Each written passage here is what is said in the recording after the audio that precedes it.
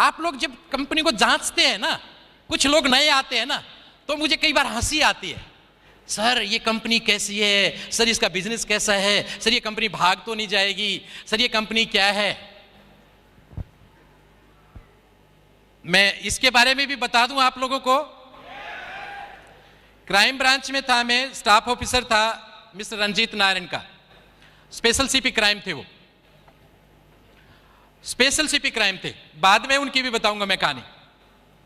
मैंने जब उनको इस कंपनी के बारे में बताया, मेरे प्रोडक्ट यूजर हैं वो, आज भी यूजर हैं, तो उन्होंने कहा, जिस टाइम पे एक वक्त ऐसा आया था कि जब मैं बहुत ज्यादा पागल हो गया था इस सिस्टम के लिए, तो उन्होंने कहा एक काम कर, क्योंकि मैं क्राइम ब्रांच की इकोनॉमिक ऑफेंस सेक्शन में था, जहां पे ऐसी कंपनियों के खिलाफ रोजाना केस रजिस्टर करते हैं। Economic offence section Qutub hotel में है, कभी जाने का मौका लगे तो वहां पे देखेंगे, मेरा नाम भी वहां पे लिखा होगा। वहां पे मैं ऐसी कंपनियों के, मानसून सेशन में एक विधेयक आया था कि ऐसी कंपनियां जो लोगों का पैसा लेके लूट के भाग जाती हैं, ये सारी की सारी फेक कंपनियां होती है, सारी नेटवर्किंग कंपनियां, उस टाइम पे बहुत बड़ा वो प्रॉब्लम चला था, इनको सबको बंद किया जाए, इनके खिलाफ सर्विलेंस हो, इनके सारे के सारे ए से लेके जेड टोटल पेपर्स को चेक किया जाए। और 297 कंपनियां उस टाइम बंद हुई थी,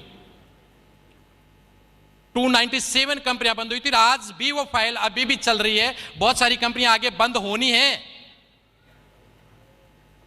इस कंपनी को भी हमने जांचा था, एथिक्स है, आप तो खाली एथिक्स समझ को जानते हैं, एथिक्स किस किस लेवल पे होते हैं।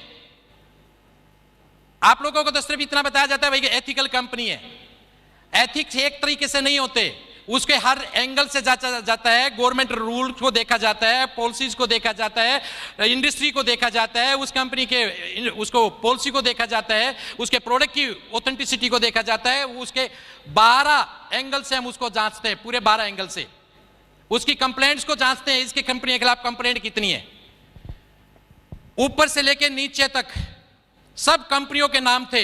एक डिपार्टमेंट आपके देश में ऐसा है जिसके कोई ऑडिट नहीं होता, एक ऑफिस ऐसा है आपके देश में जिसका कोई ऑडिट नहीं होता, जिसके खिलाफ कोई कंप्लेंट नहीं होता। कौन सा बताओ? नो नो नो नो, उसका कोई ऑडिट ही नहीं होता, बताइए। नो, राष्ट्रपति भवन। राष्ट्रपति भवन का कभी कोई ऑडिट नहीं होता, उसके खिलाफ भी कंप्लेंट है, लेकिन एक कंपनी के खिलाफ कंप्लेंट नहीं है, वो है फॉरएवर लिविंग प्रोडक्ट।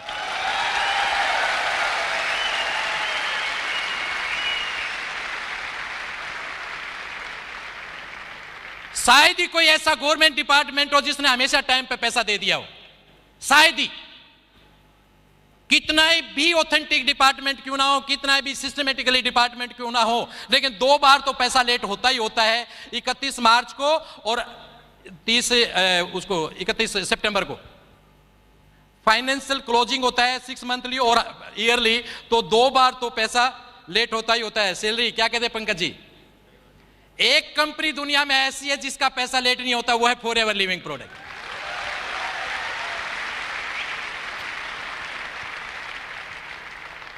क्या क्या सलूट करें हम सर आपको, और फिर आप इस कंपनी में डाउट करते हो।